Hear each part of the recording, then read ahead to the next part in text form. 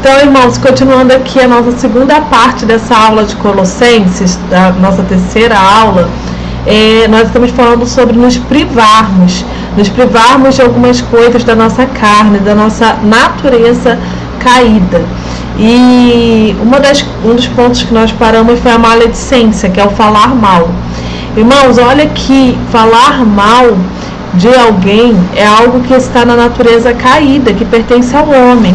Inclusive, a psicologia chega a dizer que as pessoas sentem prazer em falar dos outros. Estamos aí na era da tecnologia, né, onde as pessoas elas começam a colocar e expor sua vida, às vezes, nas redes sociais.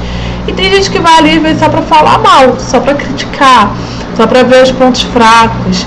Mas isso, irmãos, pertence à natureza antiga. Nós precisamos nos livrar, nos libertar dessa natureza. E Jesus ensinou como nós nos libertamos. Nos libertamos conhecendo a verdade, nos relacionando com a verdade. Quem é a verdade? É o próprio Senhor. Então, que nós venhamos tomar sobre nós isto. Jesus, ele não falou mal da samaritana, mesmo ela dando margem, né, para ele lhe criticar. Jesus não falou mal de Pedro depois dele ter negado o Senhor. Então, observe que Jesus Cristo, ele não gastava falando mal de ninguém. Quando ele alertava a respeito dos fariseus, ele estava trazendo em forma de ensinamento para que as pessoas, ele até fala, né, abstenham-se do fermento dos fariseus. Ele está falando da ação, da atitude, daquele comportamento que era maligno, que era ruim, uma atitude que era hipócrita. Então observem que Cristo não se gastava falando mal das pessoas, pertence à nossa natureza caída. E aí ele continua: não mentais uns aos outros, pois que já despiste dos velhos homens. Só que agora eu quero te chamar a atenção, porque no verso 10 ele fala: se vestiste do novo, que se renova para conhecimento. Então tudo isso que ele está falando, me privei dessas coisas da carne e agora eu me visto do novo homem. E esse novo homem que eu estou me vestindo, ele está apto, ele está pronto a se renovar do novo entendimento, do novo conhecimento. Para quê? Para que eu me torne a imagem daquele que me criou. Quem? Deus. Só que ele vai além. Ele falou disso, de se vestir. E no verso 12 ele fala: revesti-vos, pois, como eleitos de Deus. Poxa, você já se vestiu do novo homem. Você já aceitou Jesus como teu Salvador. Você já está renovando a tua mente. Agora, a renovação da tua mente, ela te leva a um patamar mais alto, a uma maturidade maior. Entendendo que essa maturidade, irmão, não é nós sermos superiores, não é nós acharmos que somos melhores, não. Essa maturidade é eu entender que eu preciso, como eleita de Deus, me revestir. Porque me vestir e conhecer a verdade é maravilhoso, ela me liberta. Mas ela me liberta para quê? Ela me liberta para eu viver algo novo. Ela me liberta para eu adquirir algo que Deus quer que eu tenha. Porque Deus nos chamou, irmãos, para sermos diferença na terra. E aí ele fala: o que eu vou me revestir? Quando você botasse a roupa é o novo conhecimento da palavra de Deus. Eu estou deixando, tirei aquilo que era velho, estou vestindo a veste de Deus. Só que eu vou colocar uma sobre essa. Eu vou me revestir com outra. É como se fosse um dia de chuva e você coloca uma capa de chuva sobre a tua roupa, para te proteger mais ainda. Você já está protegido, mas agora você se protege muito mais. Como? Como agora você vai revestir de misericórdia, ou seja, você vai passar a ter compaixão dos outros, compaixão, olhar para as pessoas com o olhar de Cristo. Você vai passar a ser benigno, seu caráter será um caráter bom, você pensará em coisas boas. Humilde, você vai entender que nós aprendemos o tempo todo, irmãos, não existe isso. Eu me tornei um grande pregador, não aprendo mais com ninguém. Eu sou pastor, não aprendo mais com ninguém. Eu sou líder do conjunto, eu falo mais alto. Ou eu sou o melhor cristão. Elias, quando tomou essa postura sobre ele foi parar dentro da caverna. É muito perigoso eu me colocar como se eu fosse a única que estivesse fazendo o que é certo, porque isso me leva para uma sobrecarga emocional, onde eu vou começar a fazer, sabe o quê? A me esconder. Ah, Senhor, não vale mais a pena viver, me mata logo, porque eu sou o único santo, esse mundo aqui tá terrível, esse mundo tá horrível. Eu deixo de ver que a minha vida, ela produz fruto enquanto eu estou aqui na terra, e eu também como do fruto de outras pessoas, da bondade, do amor, do abraço, de uma palavra amiga. Irmãos, todo mundo tem falhas, mas nós estamos mutuamente nos ajudando, mutuamente cumprindo o nosso propósito aqui na terra. Quando Elias saiu da caverna, porque Deus sustentou ele, Deus deu alimento a ele, água, e o fez sair, Deus o fez sair com uma nova visão. Qual era a visão, Elias? Existe um propósito na tua vida. O propósito não é você convencer Israel inteiro. O propósito é você levantar homens que continuem esta obra. E quando Elias entendeu isso, ele reergueu a escola de profetas, ele ungiu Eliseu, ele ungiu Jeú. Então, irmãos, ele foi cumprir o propósito dele. O propósito dele não era sarar a terra. O propósito dele era levantar homens com propósito. E é muita repetição de propósito, né? Mas é isso mesmo. Então Deus quer que nós venhamos viver dessa forma, e a humildade traz isso sobre nós. Mansidão. Olha que a mansidão, ela já vai acabando com a ira, né? Com a cólera, ela já vai tirando de nós isso.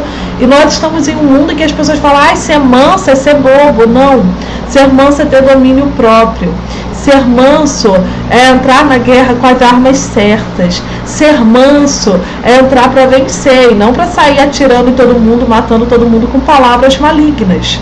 A nossa boca, a nossa língua, ela não deve sair pronunciando palavras de morte. Tiago fala sobre isso. Não tem como da mesma boca sair duas fontes. A água que mata é a água que dá vida. Ah, mas eu profetizo dentro da igreja e dentro de casa sai fazendo tudo de qualquer forma. Não, irmãos. A nossa boca é para trazer vida sobre essa terra. Então a mansidão é um revestimento. Suportando-vos uns aos outros, perdoando as queixas se algum tiver. Porque assim como Cristo nos perdoou, nós também devemos fazer o nosso próximo. Isso é maravilhoso. Nosso tempo, eu estou tentando diminuir um pouquinho, né? Porque eu sei que às vezes a aula fica muito longa, mas Jesus ensinou sobre isso. Olha, eu perdoei, o perdão que ele nos deu foi muito maior. Quando ele ensina aquela parábola dos dois homens que deviam, e um que devia um valor da vida inteira foi perdoado pelo rei, e não perdoou uma pessoa que lhe devia apenas uma diária. Então, irmãos, entenda que a nossa ofensa diante de Deus, ela foi grandiosa, muito grande, a ponto de dele ter que dar o seu único filho para morrer por nós. De tão grande que era a minha ofensa diante do Senhor. Então, o que um irmão faz comigo, a ofensa dele é muito menor do que aquela que eu tinha para com Deus. E quando eu perdoo, eu não estou mudando a pessoa que eu perdoei, eu estou transformando a mim mesma. Eu não estou trazendo benefícios imensos àquela pessoa que eu perdoei, mas a mim. Porque eu estou liberando, eu estou arrancando do meu coração um sentimento maligno, um sentimento da minha carne, um sentimento da minha natureza caída. E outra coisa é que o perdão é 70 vezes 7 mesmo, porque você não vai esquecer do problema, mas todas as vezes que vir à tua memória aquela situação que te levou talvez a um sentimento contra alguém, e você precisa liberar isso, todas as vezes que você lembrar, você precisa perdoar de novo. E você está sendo liberto através desse processo. Então entenda que o perdão é algo que te ajuda, não é algo que está ajudando a outra pessoa, mas está te ajudando, está te liberando o sentimento ruim de dentro de você. E aí ele fala, a palavra de Cristo habite em vós abundantemente. Olha, em toda a sabedoria, ensinando, admoestando uns aos outros com hinos, com salmos, com louvores espirituais, com ações de graça.